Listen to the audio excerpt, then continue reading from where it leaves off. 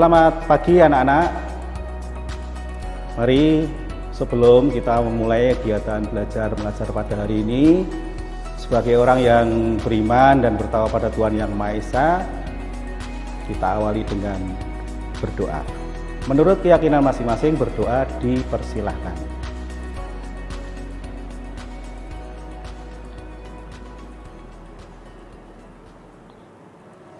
Amin, berdoa selesai. Baik anak-anak, untuk hari ini kita akan menyampaikan materi bab 1 di kelas 8 ini, yaitu Pancasila sebagai dasar negara dan Pancasila sebagai pandangan hidup bangsa. Seperti kita ketahui bersama bahwa Pancasila sebagai dasar negara itu disepakati oleh para pendiri bangsa, disahkan oleh PPKI dalam sidang PPKI yang kedua tanggal 18 Agustus tahun 1945 dan ditetapkan sebagai dasar negara. Namun jauh sebelum itu, istilah Pancasila itu sebenarnya sudah ada dalam buku Negara Kertagama karangan Empu Prapanca dan juga buku Sutasoma karangan Empu Tantular.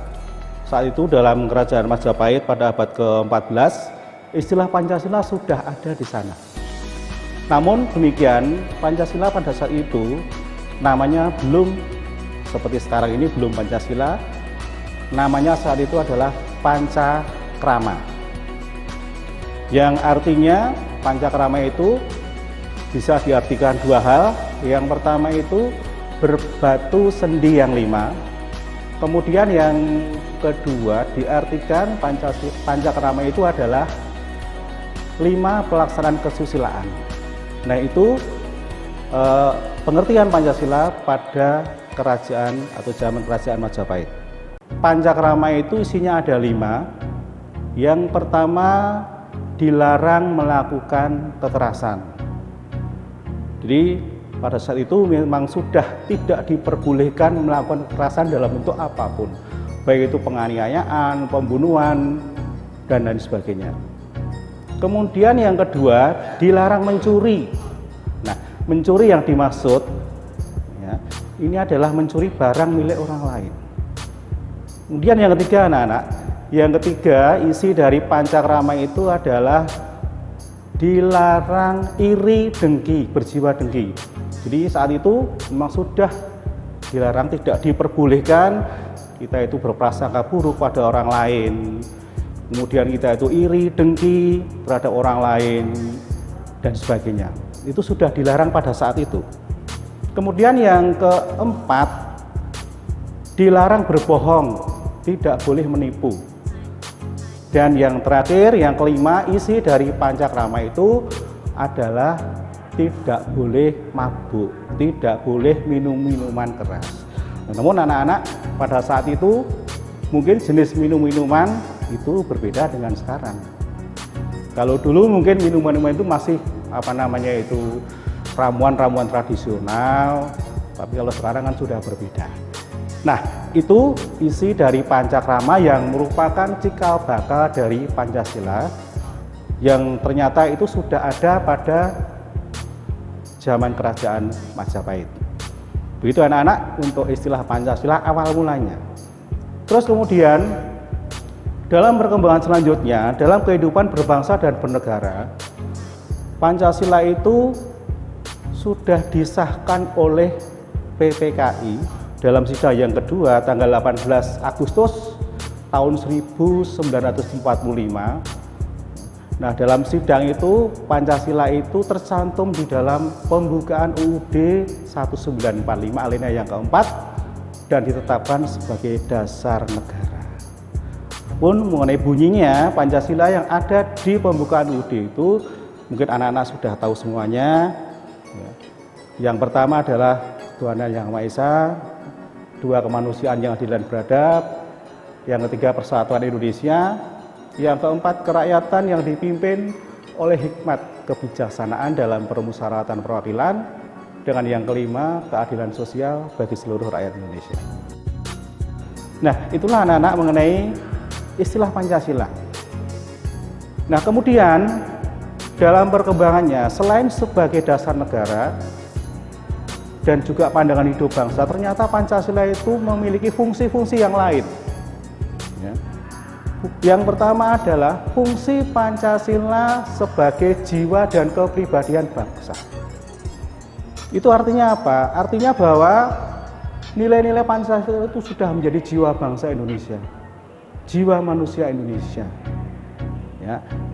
Terus sebagai kepribadian bangsa artinya apa? Pancasila itu memberi corak bangsa Indonesia, ciri bangsa Indonesia yang membedakan dengan bangsa lain. Nah, kemudian yang kedua anak-anak, selain tadi yang pertama itu jiwa dan kepribadian, kemudian yang kedua itu Pancasila berfungsi sebagai perjanjian luhur. Ya, jadi sebagai perjanjian luhur itu artinya apa? Nah, artinya bahwa Pancasila sebagai perjanjian luhur itu, Pancasila itu berfungsi sebagai dasar negara, ya, dan itu telah disepakati oleh para pendiri negara, para founding father itu sebagai dasar negara pada tanggal 18 Agustus 1945, dan itu secara resmi disahkan sebagai dasar negara. Nah, itu sebagai perjanjian luhur bangsa Indonesia. Kemudian yang ketiga, fungsi Pancasila sebagai sumber dari segala sumber hukum. Ya. Sumber dari segala sumber hukum itu artinya apa anak-anak? Artinya bahwa semua peraturan perundang-undangan yang ada di Indonesia itu, mulai dari TAP MPR, mulai dari undang-undang, mulai dari Perpu dan sebagainya, itu semuanya harus bersumber pada Pancasila. Dan tentunya tidak boleh bertentangan dengan Pancasila. Nah, itu mengenai Pancasila sebagai sumber dari segala sumber hukum. Nah, selain sebagai sumber dari segala sumber hukum, ya, Pancasila itu yang keempat itu sebagai moral pembangunan.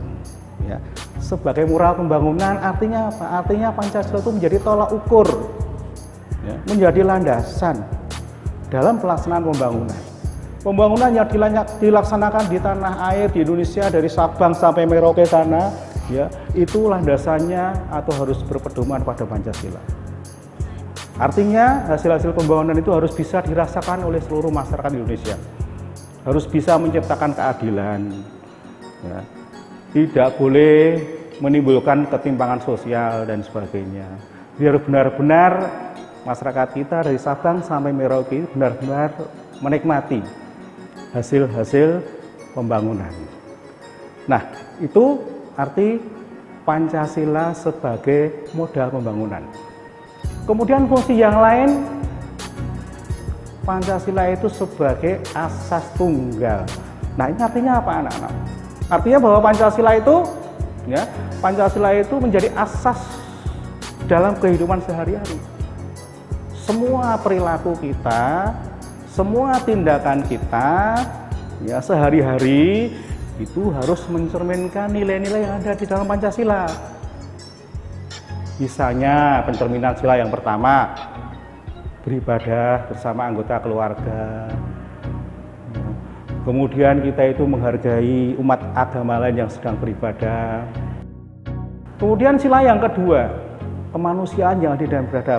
Kita itu menghargai orang lain, saling tolong menolong bersama, saling membantu dan sebagainya. Dan kemudian yang ketiga, sila persatuan Indonesia itu pencerminannya adalah bahwa kita itu bisa membawa nama harum bangsa, misalnya atlet-atlet yang mereka berjuang untuk nama bangsa dan negara yang berprestasi, ya. Kemudian pelajar yang berprestasi. Kemudian yang keempat musyawarah, dan yang kelima adalah keadilan sosial. Nah, demikian anak-anak mengenai fungsi Pancasila sebagai dasar negara dan juga fungsi-fungsi yang lain. Jadi saya ulangi sekali lagi, 1 sebagai dasar negara, 2 sebagai pandangan hidup bangsa, 3 sebagai jiwa dan kepribadian bangsa Indonesia, 4 sebagai perjanjian luhur, kemudian yang kelima sebagai asas tunggal, dan yang keenam sebagai modal pembangunan. Demikian anak-anak, materi pada hari ini yang berkaitan dengan Pancasila sebagai dasar negara dan pandangan hidup bangsa. Terima kasih, dan kita akhiri pelajaran pada pagi hari ini. Assalamualaikum warahmatullahi wabarakatuh.